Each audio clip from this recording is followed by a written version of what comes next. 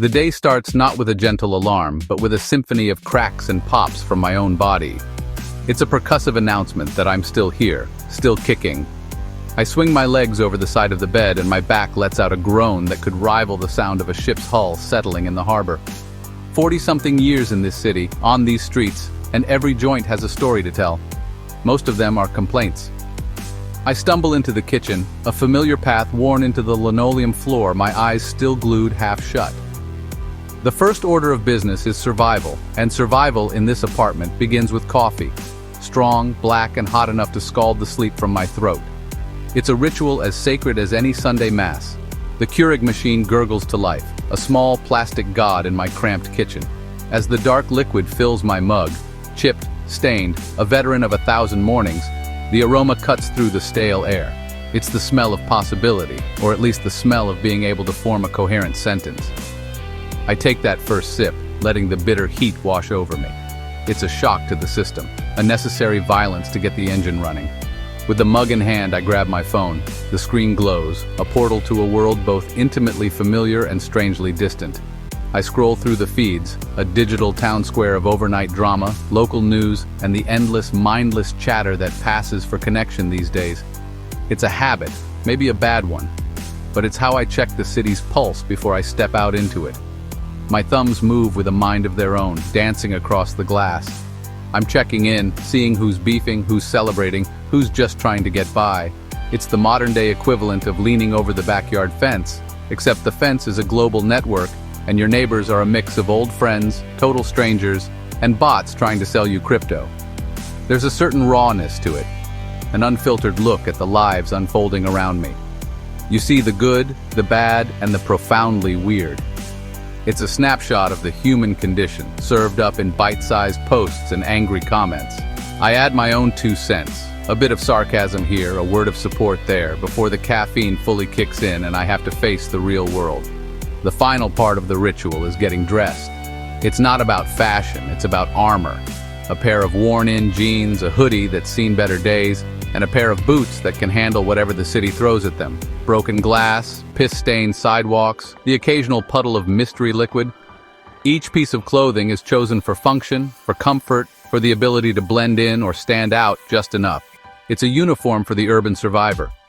I look in the mirror, see the lines etched around my eyes, and run a hand through my hair. Another day, another battle. Time to get the dog. The real adventure is about to begin, out there on the concrete battlefield of South Boston. The click of the leash is a magic sound. It transforms a sleeping pile of fur into a whirlwind of pure, unadulterated joy. My dog, my best friend, my 4-legged therapist, is ready for his morning patrol. His tail thumps against the doorframe like a drum, a frantic rhythm of anticipation. He doesn't care about the bills, the changing neighborhood, or the ache in my lower back. He only cares about the walk. And honestly, some mornings his simple, honest enthusiasm is the only thing that gets me out the door. He's a constant, a furry anchor in a world that seems to be constantly shifting beneath my feet. His world is simple: walk, sniff, eat, sleep. There's a profound wisdom in that, a lesson I'm still trying to learn. We step outside and the city hits you all at once. The air is a cocktail of exhaust fumes, salt from the nearby ocean, and the faint, greasy promise of a breakfast sandwich from the corner store. The soundtrack is a chaotic mix: the distant rumble of the tea, the screech of a delivery truck's brakes, the caw of a seagull perched on a telephone wire like a feathered gargoyle. We start our route, a well-trodden path through the projects. The old brick high-rises stand like silent sentinels, their windows like 1,000 eyes watching the morning unfold. Some of my neighbors are already out, leaning against railings, smoking cigarettes, their faces etched with the stories of 1,000 hard-won days. A gruff nod is exchanged. No need for pleasantries. We all know the score. My dog pulls me along, his nose to the ground, reading the secret messages left by other dogs.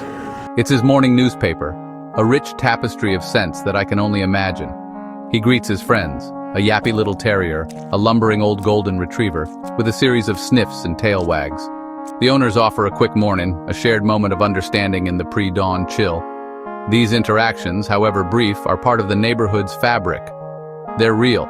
They're not the curated, polite exchanges you see in the new condo buildings. This is raw, unvarnished community. Sometimes it's a shout from a window, sometimes it's a shared laugh over a dog's ridiculous antics. It's life in all its messy glory. We make our way toward the park, the concrete giving way to a patch of green. The dog runs, I walk. I watch him, a blur of motion against the backdrop of the city skyline. For a few minutes, the weight of the world lifts. It's just me, my dog, and the open sky. These walks are more than just a chore, they're a necessity. They ground me. They remind me that amidst the noise, the hustle, and the constant pressure, there are still simple, beautiful moments to be found. A happy dog, a cool breeze, the first rays of sun hitting the brick walls. It's enough. It has to be enough. We turn back toward home, ready to face whatever else the day has in store. South Boston is a place of contradictions, a neighborhood caught between the tides of its past and the relentless pull of the future. You feel it most intensely in the air itself. Stand on any corner and you can smell the ocean. It's a clean, salty scent that cuts through the urban grime, a constant reminder that we're living on the edge of the continent. Seagulls circle overhead, their cries a raw, primal sound that belongs more to a fishing pier than a city street. They are the true locals, opportunistic and tough, perfectly adapted to this environment. They'll steal a French fry right out of your hand if you're not careful. A lesson every kid here learns the hard way. The landscape is a patchwork of old and new. The three-decker houses, the backbone of working-class Boston, stand shoulder to shoulder, their wooden porches sagging with the weight of generations. They've seen it all: wakes, weddings, summertime cookouts, and bitter winter storms. Their faded paint tells a story of survival. But now, they're shadowed by gleaming glass towers that sprout up like metallic weeds, reflecting a sky that seems colder, more distant. The old brick of the projects meets the polished chrome of a luxury condo, and the contrast is jarring. It feels like two different worlds colliding on the same street corner, each one wary of the other. The people are just as varied. You still see the old-timers, the lifers, with their thick Boston accents and faces that look like they were carved from granite. They sit on their stoops, watching the world change around them with a mixture of resignation and defiance. Then you have the new arrivals, young professionals in expensive athletic wear, jogging with earbuds in, oblivious to the history beneath their feet. They bring with them artisanal coffee shops and yoga studios, replacing old dive bars and neighborhood bakeries. It's a slow, steady erosion of the familiar, a changing of the guard that feels both inevitable and deeply unsettling. And yet, despite the changes, the soul of the place endures. You find it in the grit, in the resilience of the people who have always called this place home. You hear it in the way a car horn blares, not with anger, but with a kind of impatient affection. You see it in the defiant bloom of a rose bush in a tiny, concrete-bound yard. This is a neighborhood that has always been tough, always been a little rough around the edges. It's a place that shapes you, that gets under your skin and stays there. The salt, the grit, the noise, it's all part of the symphony. And for better or worse, it's the only music I've ever known. My van isn't just a vehicle, it's my rolling fortress of solitude, my office, my escape pod. It's a beat-up, unassuming workhorse, but to me it's a symbol of freedom. In a city that feels, increasingly constricting, where every square inch is being bought up and sanitized, having a set of wheels means you can still carve out your own space. The keys in my hand feel like a passport to somewhere else, even if that somewhere else is just a different part of the city. When I slide into the driver's seat, the world outside the windshield becomes manageable. I'm in control. I decide the route, the destination, the soundtrack for the journey. The inside of the van tells its own story. The dashboard is cluttered with the artifacts of a life lived on the go, crumpled receipts. A half-empty bottle of water, a collection of charging cables that probably don't work anymore. The faint smell of stale coffee and weed smoke hangs in the air, a familiar and strangely comforting perfume. Every dent in the fender, every scratch on the paint is a memory, a testament to a close call in traffic or a tight squeeze into a parking spot that was never meant for a vehicle this size. It's not pretty, but it's real. It's a working machine for a working man, a tool that gets the job done without any pretense. This van is my independence. It allows me to take the jobs I need to take, to haul the things I need to haul, to simply get away when the walls of the apartment start closing in. There's a unique kind of peace that comes from just driving, watching the city lights blur past, with the radio playing loud enough to drown out my own thoughts. It's a form of meditation, a way to reset. In a world where I feel like I have less and less control, the simple act of turning the ignition and pulling away from the curb is a powerful declaration. It says, I'm still here, and I'm still moving. It's also my buffer against the world. When I'm in my van, I'm in my own bubble. I can observe the city without having to directly engage with its chaos. I see the arguments on the street corners, the frantic rush of commuters, the endless parade of humanity. But from behind the glass, it's like watching a movie. The van is my armor, a shell of steel and glass that protects me from the relentless friction of city life. It's more than just a way to get from point A to point B. It's a vital piece of my survival kit, as essential as my morning coffee or my dog's leash. It's my small kingdom on four wheels. Every walk through Southie is a walk with ghosts. I pass a corner and don't just see the new cafe with its minimalist sign. I see the ghost of the old bakery that used to be there. The one where Mrs. O'Malley would sneak me a day-old donut when I was a kid. The air still holds the phantom scent of her sugar glaze and strong coffee. I look at a newly paved parking lot and remember the cracked asphalt of the basketball court where we spent endless summer afternoons, the sound of the bouncing ball and our shouted arguments echoing in my memory. Friends who are long gone, moved away, or worse, their laughter still hangs in the air, a faint whisper only I can hear. The high-rises are the most jarring change. They cast long shadows over the streets where we grew up, literally and figuratively. These sleek, anonymous buildings are filled with people I don't know, people whose lives seem to exist in a different universe. They glide in and out of the automatic doors, heads down, buried in their phones, creating a wall of polite indifference. The old sense of community where you knew everyone on your block, where a locked door was an insult, feels like a relic from a bygone era. We used to be a tribe, bound by shared struggles and a common history. Now, we're just a collection of individuals sharing a zip code. I think about the friends I've lost, not just to time and distance, but to the hardships that this life can dish out. The opioid crisis carved a brutal path through my generation, leaving behind a trail of empty chairs at the dinner table and holes in our hearts that will never fully heal. We talk about them sometimes, the old crew, raising a glass in a bar that's been renovated beyond recognition. We tell the old stories, trying to keep their memories alive. But it's like trying to cup water in your hands. The past keeps slipping through our fingers, no matter how tightly we try to hold on. It's a strange feeling to be a tourist in your own hometown, to walk streets that are so familiar and yet so foreign at the same time. The landmarks of my youth are being erased, one by one, replaced by something shinier, more expensive, and utterly devoid of soul. It makes you question your own place in the world.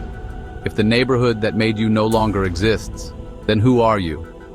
You become a ghost yourself, haunting the edges of a city that has moved on without you, carrying a map in your head of a place that no one else can see. The daily grind is exactly that, a slow, steady process of being worn down. It's the constant hustle for a buck in a city where the cost of everything keeps going up, but the paychecks never seem to catch up. It's dealing with the endless bureaucracy, the paperwork, the phone calls where you're put on hold for an eternity, listening to terrible music that makes you want to chew through the receiver. It's the physical toll of a hard day's work, the soreness in your muscles that settles deep into your bones. It's a relentless cycle of waking up, working, paying bills, and hoping you have a little left over for yourself at the end of it all. This is why, at the end of the day, I smoke. It's not a glamorous habit, and I'm not going to pretend it's some profound spiritual journey. It's a release valve. It's how I quiet the noise in my head, the endless loop of worries and anxieties that the day has piled up. That first hit is like a switch being flipped. The tension in my shoulders eases, the frantic pace of my thoughts slows down, and the sharp edges of reality get a little bit softer. It allows me to step back from the brink, to find a small pocket of peace in a world that rarely offers any. For a little while, the problems are still there, but they feel a little farther away, a little less menacing. My attachment to my dog, my fierce, almost primal love for him, comes from the same place. In a world full of betrayal and disappointment, a dog's love is the purest, most honest thing I know. He doesn't care if I'm broke, if I'm in a bad mood, or if I've failed at something. His loyalty is absolute. He's a living, breathing antidote to the cynicism that this city can breed in you. When he rests his head on my lap, all the phoniness of the world just melts away. He reminds me that trust can still exist, that connection doesn't have to be complicated. He is my partner, my confidant, and the keeper of my sanity. The combination of the two, the weed and the dog, is my nightly ritual of decompression. We'll sit on the couch, the TV on, but nobody really watching, and just exist. It's in these quiet moments that I can finally process the day. I can laugh at the absurdity of it all, the ridiculous hoops you have to jump through just to get by. It's a coping mechanism, plain and simple. Some people have yoga, some have religion, some have the gym. I have a joint and a dog. It's how I survive the grind, how I make sure I have enough left in the tank to get up and do it all over again tomorrow. You learn to live with the changes because you have no other choice. You can't stop the tide from coming in, and you can't stop the luxury condos from going up. You can rage against it, you can mourn what's been lost, but at the end of the day, you still have to live here. So you adapt, you find new routines, new paths, new places that feel like your own. Maybe the old dive bar is gone, but you find a new one, tucked away on a side street that has the same comfortable gloom and cheap beer. You learn the new rhythms of the neighborhood, even if you don't like the tune as much as the old one. Resilience isn't about being invincible. It's about getting knocked down and finding a reason to get back up, over and over again. The reason is usually small. It's the perfect cup of coffee in the morning. It's the moment your dog greets you at the door like you're the greatest hero who ever lived. It's hitting all green lights on your way across town. It's finding a prime parking spot right in front of your building. These are the small wins, the tiny moments of grace that make the struggle worthwhile. You learn to collect them, to treasure them, because they're the fuel that keeps you going. I find contentment in the simple things. A long drive in the van with the windows down and the music up. A walk by the water at Castle Island, feeling the salt spray on my face. Sharing a laugh with an old friend who gets it, who doesn't need you to explain anything. These moments are my anchors. They remind me that even in a world that feels increasingly hard and transactional, there is still beauty. There is still connection, there is still joy to be found. You just have to look a little harder for it these days. You have to be willing to see it in the cracks of the sidewalk. This city has changed, and I've changed with it. I'm rougher around the edges, more cynical, but maybe a little wiser too. I've learned that you can't hold on too tightly to anything. Not to people, not to places, not to the past. All you can do is appreciate the good moments while they're here and find the strength to weather the bad ones. You find your happiness where you can, in the familiar comfort of a worn-out hoodie, in the loyal companionship of a dog, in the defiant spirit of a city that, despite everything, is still my home. And for today, that's enough.